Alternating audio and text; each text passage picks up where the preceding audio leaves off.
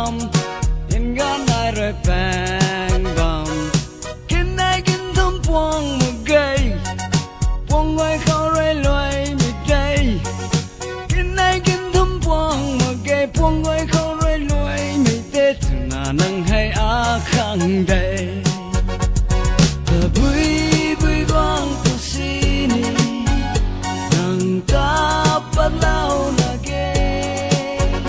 cả gần hay xa mơ ghé buông quay ta về có đại chính rồi tiếng bom áo bạc rồi luồng bom áo tươi rồi thép xin đi có đại chính rồi bao xin đi áo tươi rồi thép xin đi có đại chính rồi bao xin đi tình cảm như thế nắng khăng rồi từ bụi bụi quang của xin đi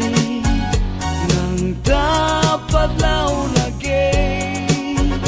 cả gần hay xa mà ghé quăng quay na tê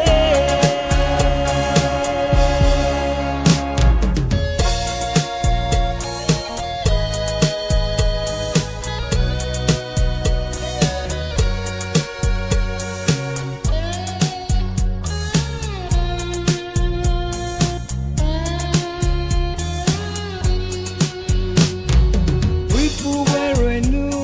mặc nàng trai quay rồi phớt bom phút ni mới phớt cần đều sa ni mới sa cần đều